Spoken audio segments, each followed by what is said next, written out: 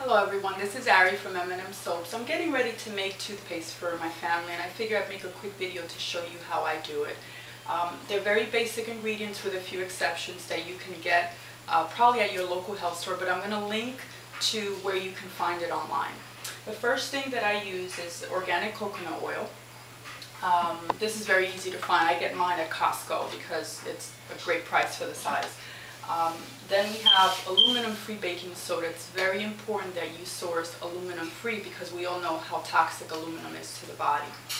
The second, or third rather, ingredient is calcium carbonate. And this is very important in promoting bone health, and the bone structure and the teeth.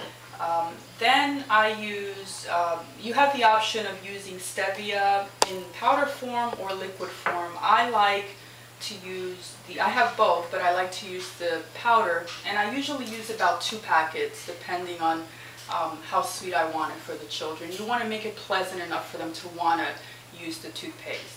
And so I think that this is important. And again, this is organic, and I'll post a link on where you can find that.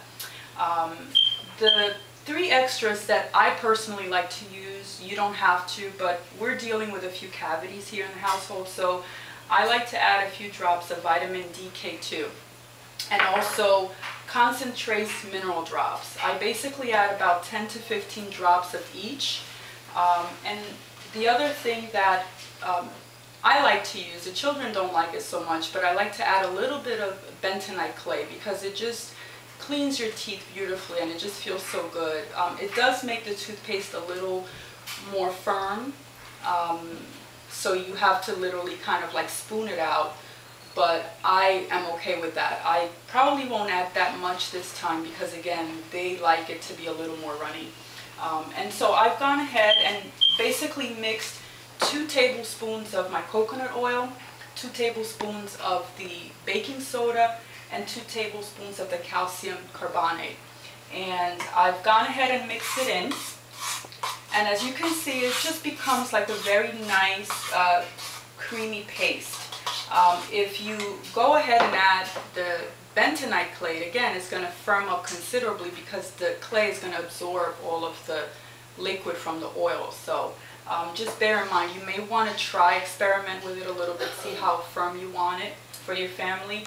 I like to have a consistency where the children can easily spoon it, and as you can see, this is kind of like a whipped consistency.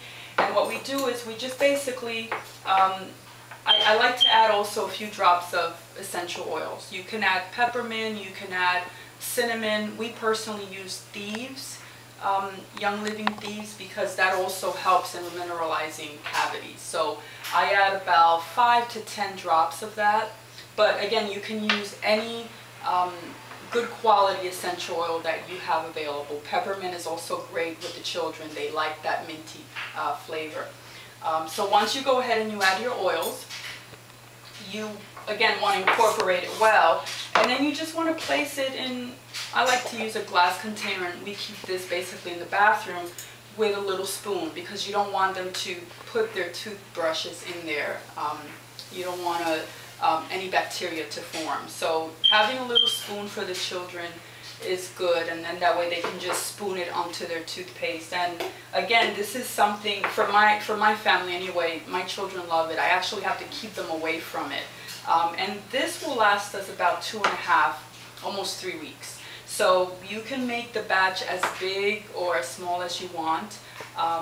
You control the ingredients. It's good to keep the coconut oil, the baking soda, and the calcium in proportion. So if you're going to do 2 tablespoons of this, do of course 2 tablespoons of that, of these 2. And that's pretty much it. The bentonite clay, I wouldn't use the same proportion. You just use a tiny amount because it's going to really harden up the toothpaste. So I hope you guys try it. Again, I'm going to post a great link to another article that I found on a family's experience with fluoride.